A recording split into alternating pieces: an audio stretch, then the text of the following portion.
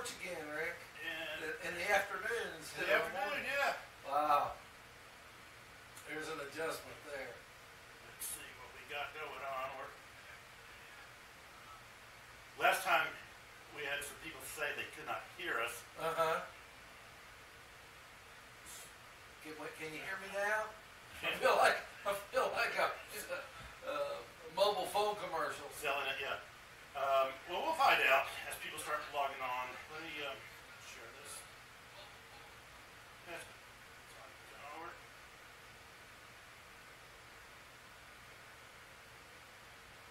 So, Roger, what's been going on? I tell you, I have been listening to different people and different opinions and seeking insight. I think there's kind of the place I've been looking and say, well, you know, what are people thinking? What are people saying? And probably one of the most amazing things that has come up, Rick, is the amount of people who are unhappy and are needy and are in a bad place. And how many people, even though they say they're in a bad place, even though they say they're needy, even though they say they want help, I see people doing everything they can to help them. It's not from lack of helpers, it's from lack of the helpees taking the help that the helpers are giving them. And I think that's I see that as a very frustrating cycle. And that some people who are helpers burn out. One of the things that, and you and I have talked about this a lot, that I think is becoming more and more powerful out there, Rick, is the issue of boundaries. You know, that one of the things that is really tearing people up in their relationships, in their jobs, in their life, is their lack of boundaries. They're given, and in this day and age, it is very easy and very quick to give out. And so I'm hearing a lot of people across the board give out, and I'm sad about that.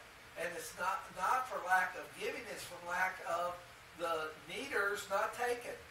It's like I hear this saying like, well, I told this person 100 times. I've done this for them 10 times. It's not just one time. It's several times, and it's not taken. And so the giver doesn't give up. They're okay. I know they're gonna get this. I know this works. But what they miss is it doesn't matter how good it works if the taker doesn't take it. And there then becomes the dance of caretaking. That there are a lot of people out there who need help, but will not accept it. Their identity is in their crippledness. That their identity is in their problem. If you took their problem away from them, they wouldn't have anything. They wholly identify with that. And then the other side of something that kind of amazed me is I've known people who had an issue, got better, kind of showed up as what would be considered kind of a different person with a different personality, and the people around them struggled very mightily to accept it, to work with it. It's like, we liked you. This is kind of the thing I was saying in addiction. What happens is people get into recovery and go out there, and the people in their life say, we liked you better when you were using. Mm-hmm. And they don't, and they then indirectly make it hard for that person to stay in recovery, to continue recovery. And people don't readily talk about that. They talk a lot about getting recovery or people needing recovery. You know, people are having problems with opiates and having problems with alcohol. But when they get off that, when they get into a program, when they get help, hard so disturbing out there. And so it's important to create an environment of healing. You know, that if I want to get better, I need to have a community that's going to be okay with me being healed. And I think that's even in some churches. People, you know, we want you to get better, we want you to get better. People get better, and then the people don't pay them any attention, and they drop out of the church. And so there's a real disconnect in that. But people who say, you know, we want you to get better, we're with you when you get better, as you get better and you move into a different direction, we still want to be there and be connected. We no longer want, we've got a boundary here. We no longer want to be a quote-unquote helper. Mm-hmm. We want to be a connector. We want to be somebody that connects with you and encourages you in the long run to make healthy choices and to have a healthy lifestyle. And so that's one thing I think we want to let our viewers know about is if you are not well, if you struggle with something, it's not just about getting better. It's about having a community to support you in the long run of not getting better, but staying better. You know, and I was thinking the other day, Rick, that I was always wondering why I didn't live where I used to live. And part of it I realized was that no matter what I did, I would always be seen as Little Roger. Mm-hmm. As the Roger at 5 years old and Charlie's boy, you know, because Charlie was my dad.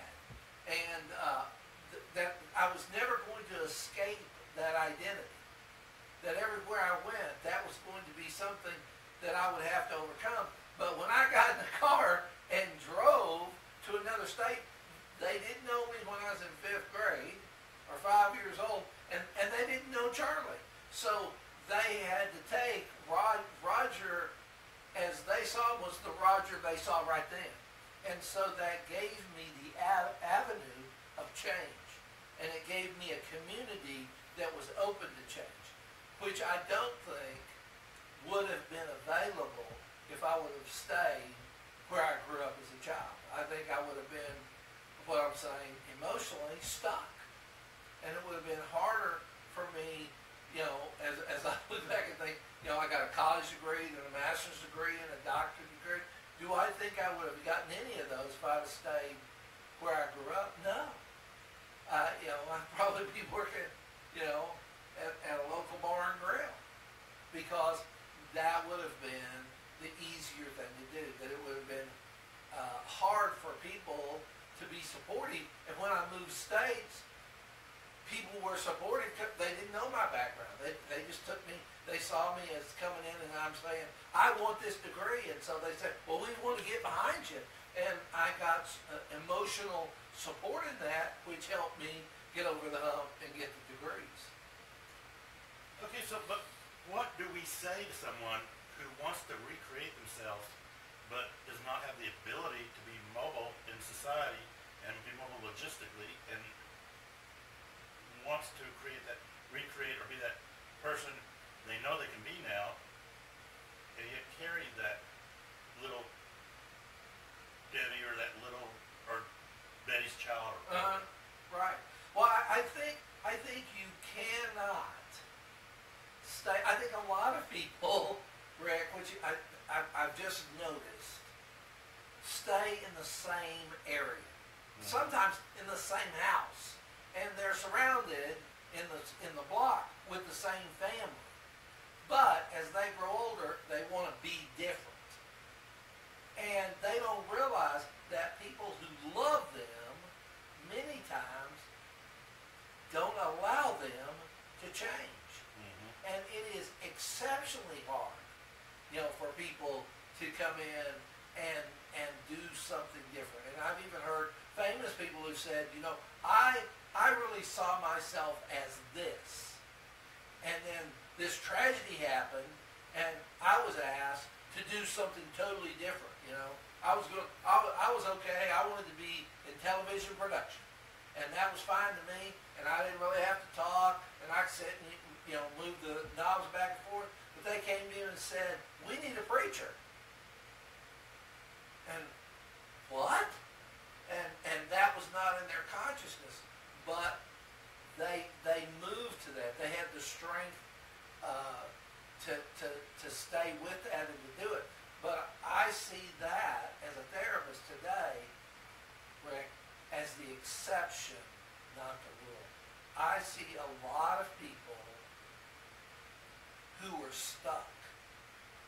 I see, and one of the things, Facebook is awesome in the fact of looking at people I went to high school with.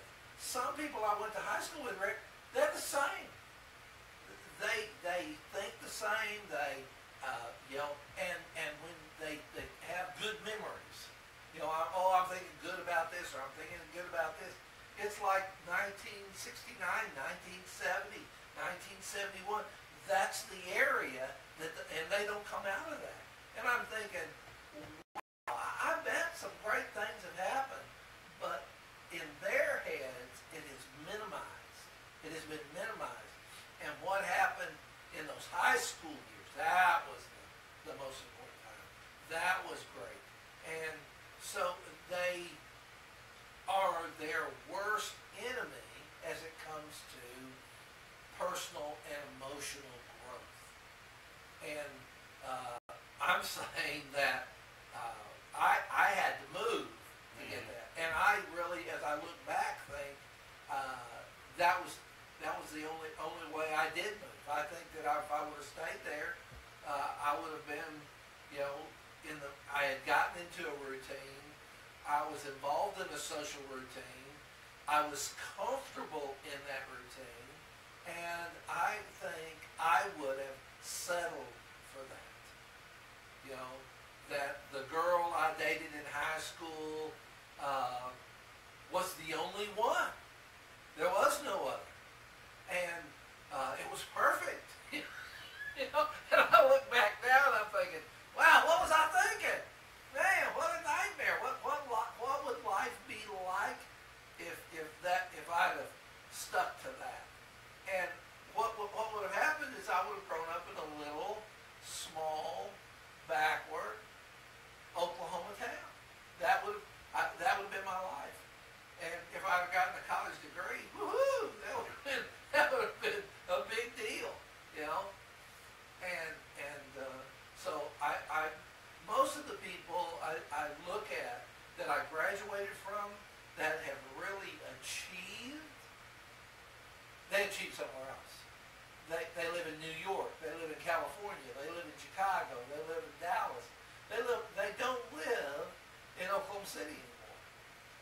They moved to be something different.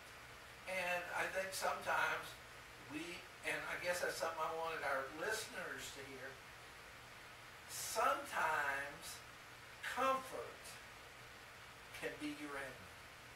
Being comfortable in how you operate and comfortable in who you're around it is an enemy to growth.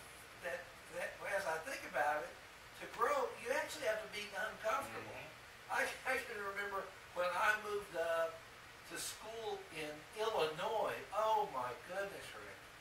Wow. I mean, they treated me like I was a hillbilly. Like I was Jed Clampett.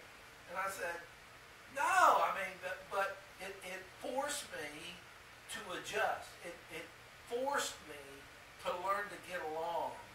And all the food, I grew up very much like South Carolina. Everything cooked was fried.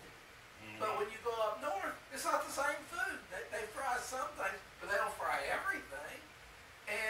But it's a different palate. And you then, and one thing I can vividly remember too, when I was young, nobody drank beer.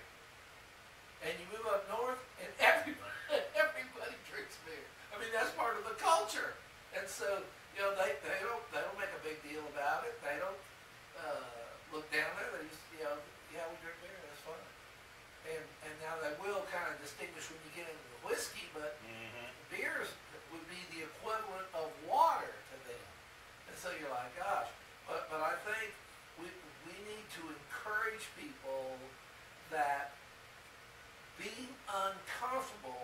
sometimes is the path to healthy.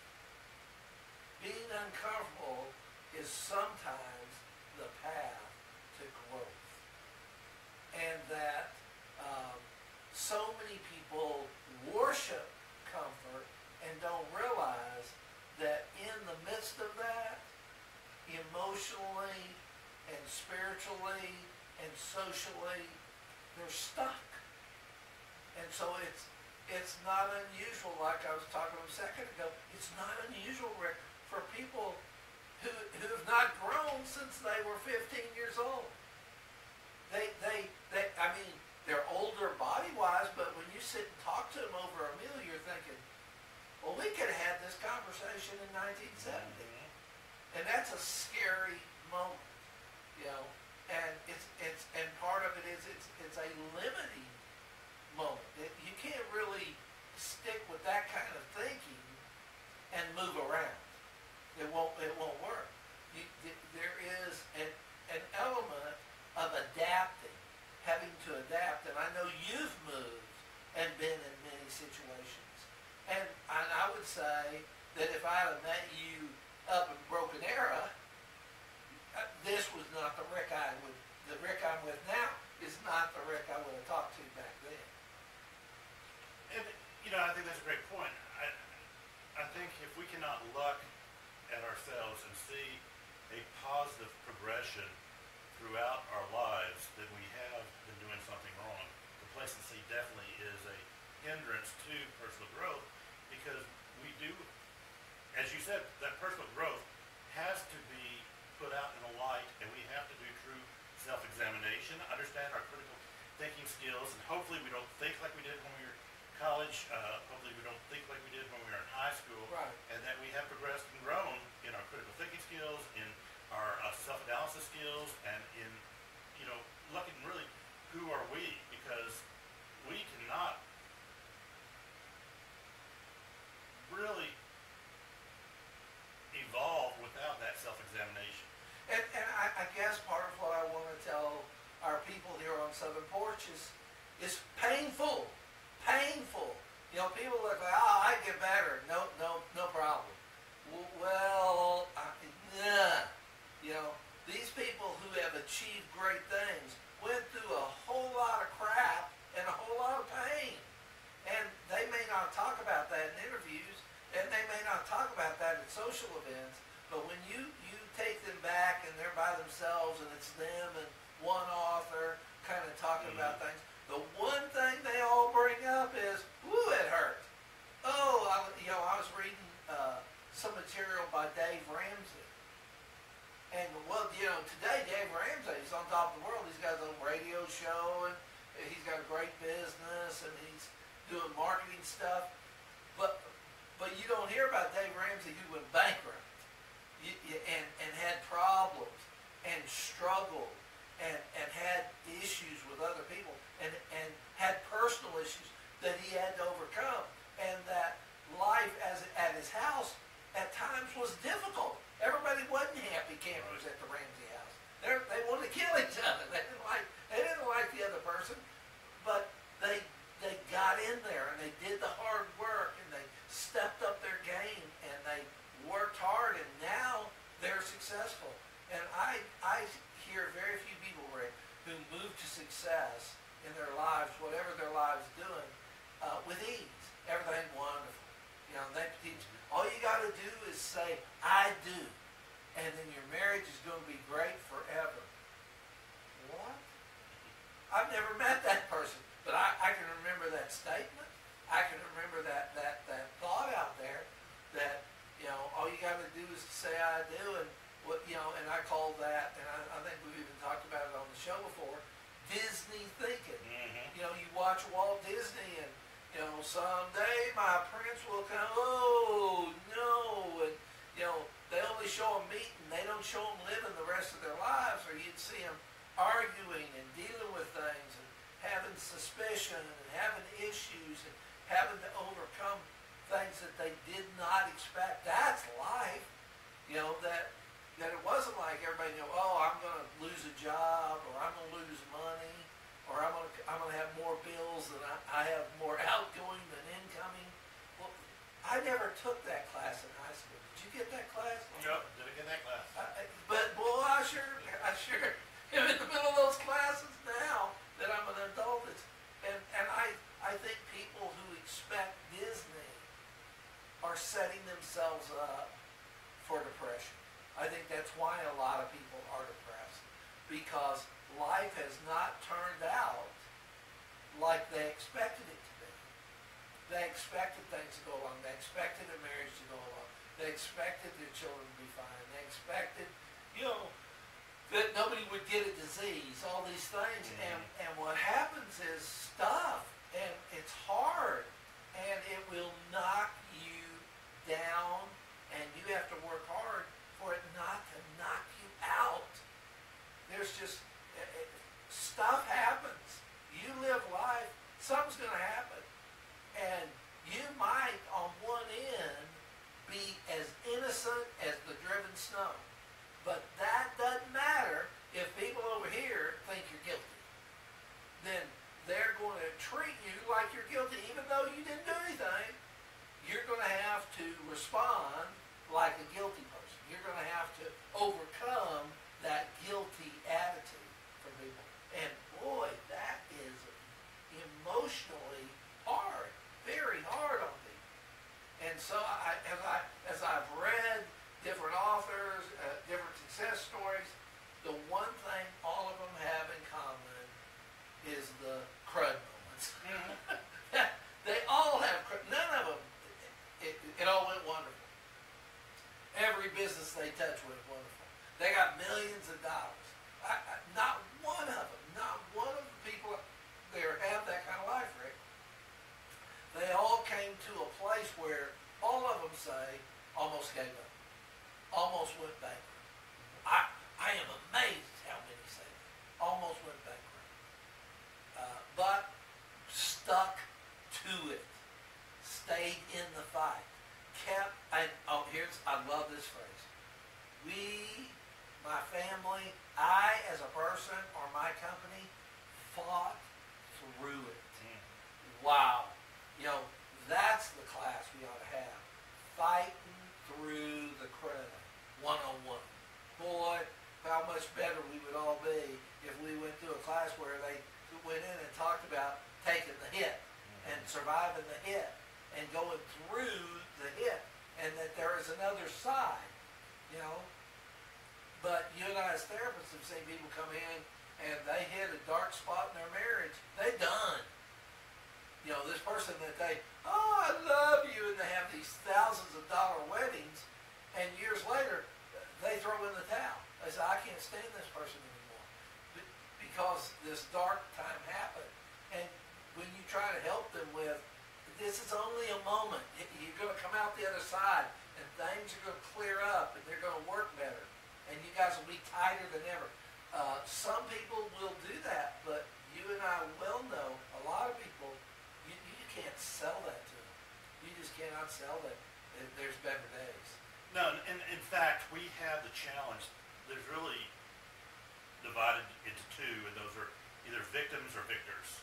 Ooh. And that's the challenge is those that, and like you said, some people just like playing the victim. Amen.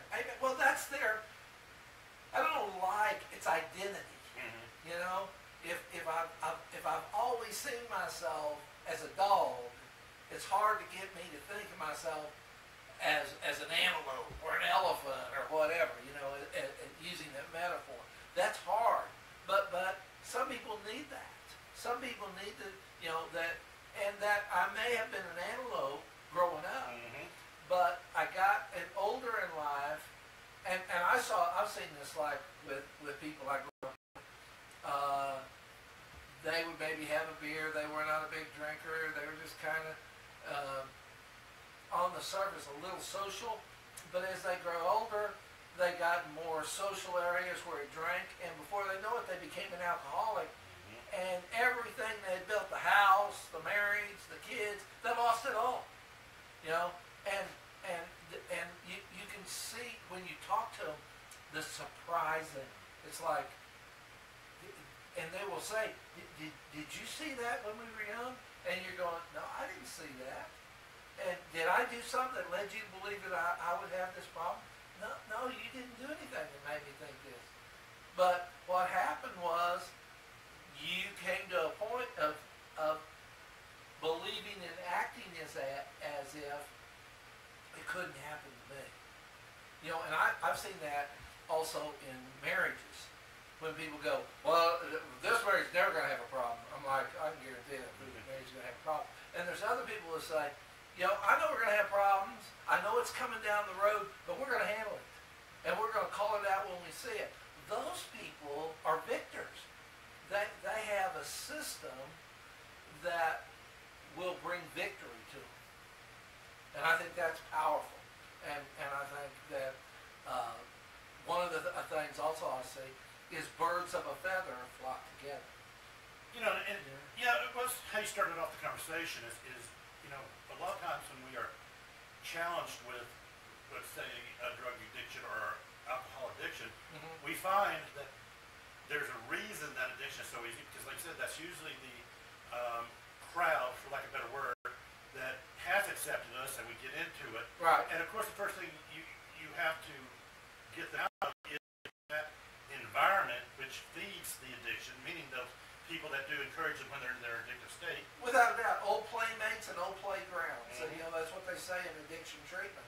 You know, you cannot come out of 30 days of treatment and go back in to the old ways. I heard of a family that went into treatment, and when they had family day, the family brought alcohol with them, and they had a drunken party in the hotel room. But they were paying thousands of dollars for this child to get into recovery. No, that isn't going to happen. You know, and they scoffed at the therapists. They're like, you guys don't know anything. This is idiotic. My child doesn't have a problem. And they didn't really realize that they were not a solution to the problem. They were the problem. They were encouraging it to come up. And so it's important sometimes, and I love what you're saying there, is you gotta look at who you surround yourself with, especially as you get, I think it's important all through life, but I think when you move into your 30s, I think that is the most powerful time. You can really tell where people are going by who they run with. And birds of a feather flock together. And people who are down and out and victims run with down and out victim people. That's just the way it is. Can you think of a time where you saw somebody that was a go-getter around people who were just hanging out? You know, that people who were druggies in the 70s hung out with achievers in the 70s. I never saw that. They separated themselves. And the boundaries you spoke of, as we started off too, that's the other thing.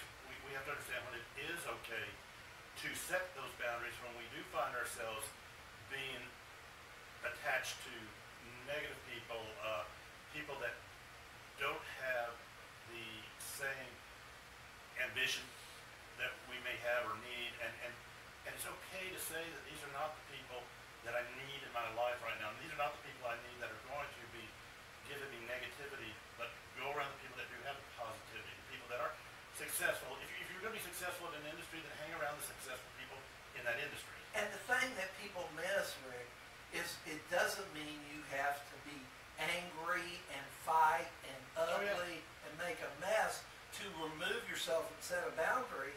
Many times it comes with an opportunity for you to be involved, and you simply drawing a line and saying, no, thank you. If they make a call, would you like to come to the party? And everything in you goes, oh, I want to go to this party, and I want to be part of this crowd. And you saying, I can't accept this invitation. And so very nicely, very lightly, very politely, you say no. It's those kind of things that separates people. And when you do that constantly, what we're saying today on the porch is your life changes. People say, I want to change my life. Well, we're telling you today how that's done. It is not a major, issue. It's a simple no at certain times and yes at certain times. It's looking at a crowd and saying, what kind of birds are they? And if they're birds that I aspire to, then I need to make an effort to get with those birds. And we're saying as therapists, what we've seen is that's how people change. That people, maybe that guy really wasn't going anywhere, wasn't really doing anything, or their marriage really wasn't going anywhere or doing anything, but they shifted who they ran with, and it changed them. And many times, people don't even notice that they've changed. It's just as they've adapted to be in a particular group, they've changed. Yeah, Donna says, surround yourself with what you want to be. Without a doubt. And the problem there is people won't make that decision because it's comfortable to stay in a low performing group. Mm-hmm. It's easy to stay in a low performing group. And people say, well, I don't want to get with that group because they're going to expect more. Yes, they are. And that's how they got there. It wasn't a mistake. They did more. I've been around people like with just their children and a birthday party. They go, some people get around, wow, that was a great birthday party. And I'm saying, well, do you think it just happened? Do you think that they just showed up at the great birthday party and it happened? No. Planning, adjustment, purchasing, gathering things, organizing. Some people have weeks before they have a 2-year-old's birthday party. Weeks that they plan before they have a 2-year-old party. Then my thinking is, that's going to be a lot different, Rick, than we showed up and said happy birthday party. Yep. And I think one of our first sessions we talked about, the great sports athletes, they don't get great because they keep competing against those that are lesser skilled than them. Oh, they go against those that have greater skills and learn, and they, if you go to play tennis, you keep wanting to play against one who's better than you so you can improve. If we keep playing the 6-year-olds and the 7-year-olds, our skill set's not going to improve. And life is the same way. We need to compete against those, and the compete means we need to be with ourselves and challenging ourselves with those that are kind of like what Donna's saying. What do we want to be? Then we got to be around the best. Yes. Compete with the best. Yes, and who does not know, Rick, about the big fish in a small pond? Mm-hmm. Yeah, buddy, you can be this achiever. You can really be out there and doing all this good if you're in a small pond. But what you notice in so many sports is the great ones change ponds. That little by little they choose, they make a conscious choice that I'm going to get in an area where they're going to expect more.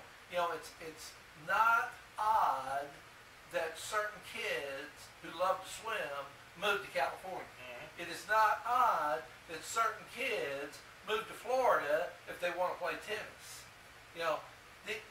This is conscious choices.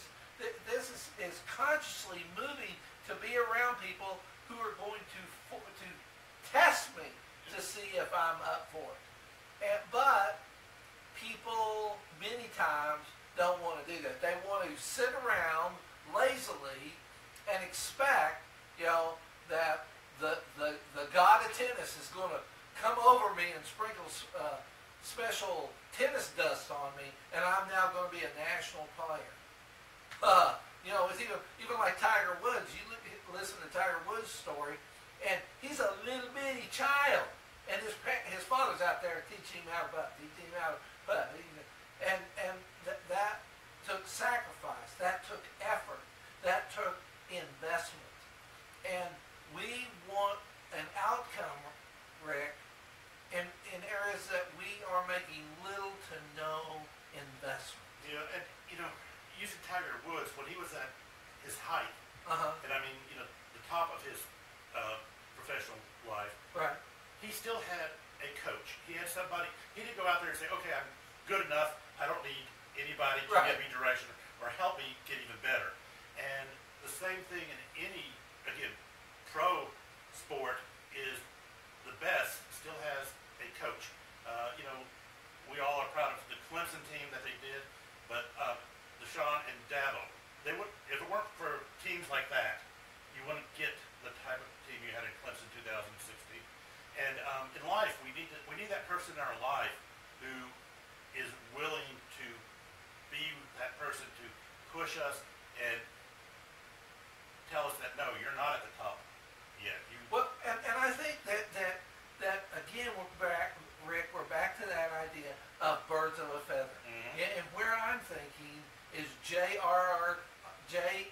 Token, Mm-hmm.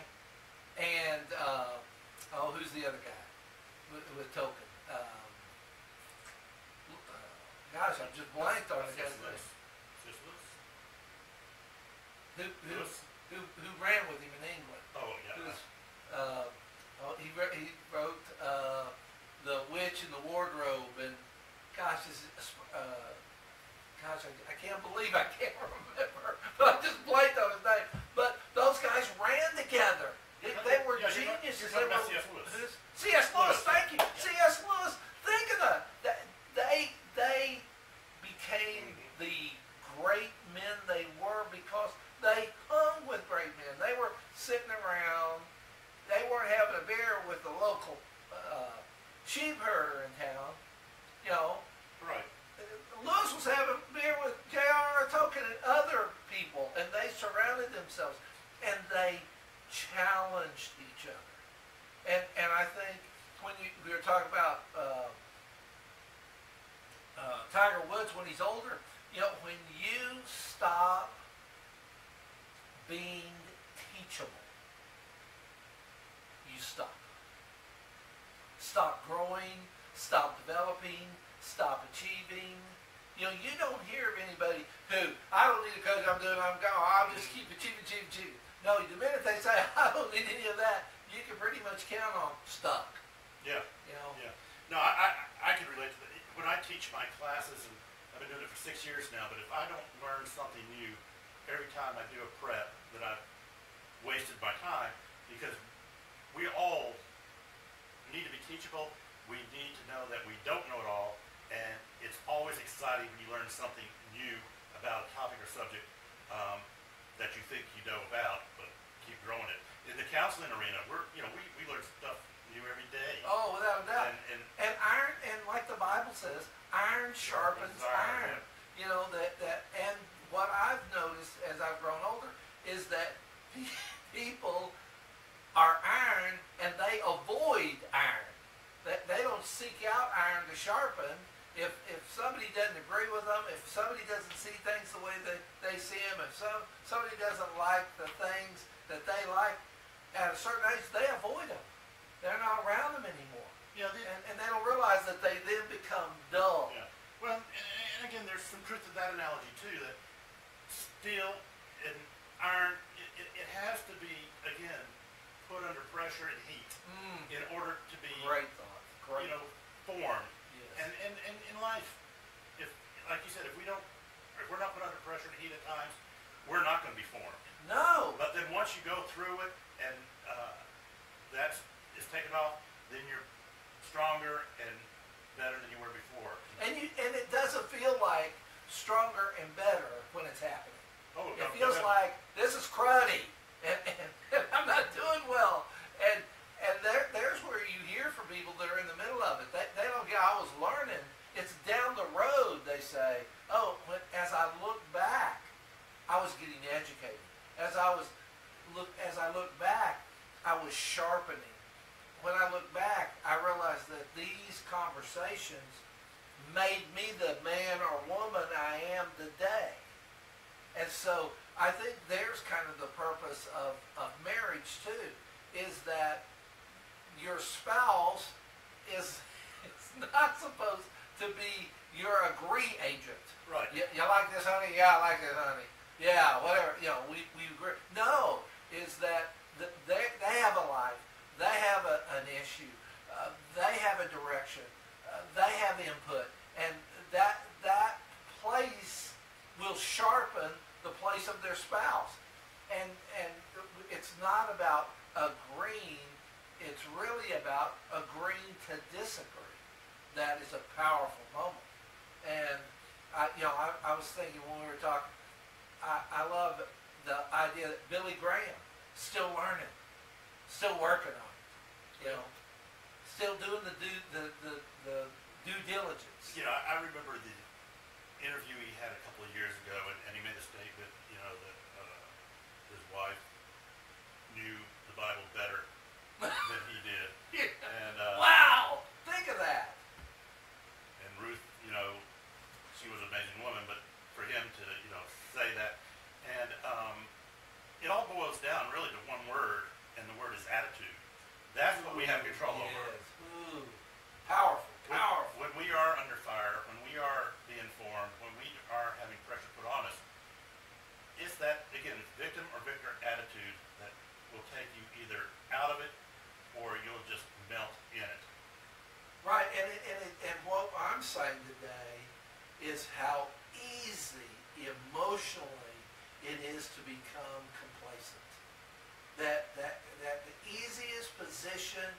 to take in life is to be agreeable and complacent. And when you're there, you're stuck. You will not grow. You may be under the illusion that you're getting better, but that's all that is. It's an illusion. You get around other people that actually are growing, and they are going to kick you in the hiney big time. Stop. You're speaking Friday at the Palmetto Christian Business Group. Did you guys decide on Corona on Wayne Hampton? Gail, did you You decide? know me, gang. Well, They're going to tell me where to go, and that's where I'll be. Well, I think Gail's still with us. She can let us know if that's where it is. I know it's 12 o'clock. 12 o'clock. I know it's lunchtime. Friday, yes. Do you know what you're going to be talking on yet? No. Usually I try to talk on what people want me to talk about. I'm pretty dangerous when I get on my own, so you gotta give me a point to focus on. So I think it is going to be the Coronas on Wade Hampton across from the Ollies and, Oh, okay. I know Yeah. exactly what it is. I don't know if she'll have time or if she'll be able to confirm that while we're still on. But we are going to be wrapping it up in just a second. Time flies here, Rick. It You does. know when we sit down, it's like, goodness gracious, how do we get through this? I know both of us think we're never going to make it through this hour. And we get in and it's like, is it already over? It's And crazy. so next Tuesday, we will pick up the idea, because I do want to speak some topic of the screen time, and what is that doing to our culture, our society, our relationships, our productivity, because the technology itself is a great technology, but there are a lot of things that I'm seeing that are concerning me a great deal. And some of the statistics I'm reading about regarding screen time and how it starts so early, and even to the point now, is considered an addiction. Yeah. And Well, it's like anything. You can use it for good, Mhm. or you can use it for bad. And so it sounds like next time we come together, you want to talk about the bad. well, not so much bad as what are people experiencing, and what I mean. The goods are just that. I mean, Ashley, my daughter's on a cruise, but when she gets into ports where they have video, I love the idea that I can see her trip as it's happening through the pictures she posts, Right.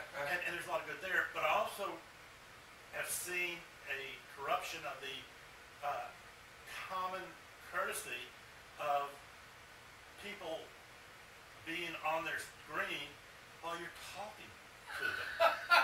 And Yeah, nothing's better than going out to eat somewhere and everybody at the table looking at their phone, and you're thinking, what is this about? If you're together, put the phones up, and communicate person to person with people. And so that will be a good. I hope if we jump into that the next time we come together on Sunday porches. Okay, Gail said it is Coronas. As far as the topic, this may be a good topic to follow up or follow through with over there, so she can have something to announce. Is just this idea of complacency and how do we catch ourselves when we become complacent. So I think, Gail, why don't you just go ahead and on that same messenger thread that you have, Roger will send you something on that, and we'll talk. We hope Roger will. Roger's not as fluid electronically when he's not around Rick. I'll be the first to say that. You just have to say Roger Rose will be there. That'll. Yeah, I guarantee I'll be there. I'm good. If I say I'm gonna be there, I'm gonna be there. We'll jump and down, up and down, make it happen. I promise you. Okay, so then next Tuesday we'll keep it at 4:15 and see how this works for a while, Okay. and we'll talk about screen time a little bit and hopefully get some people.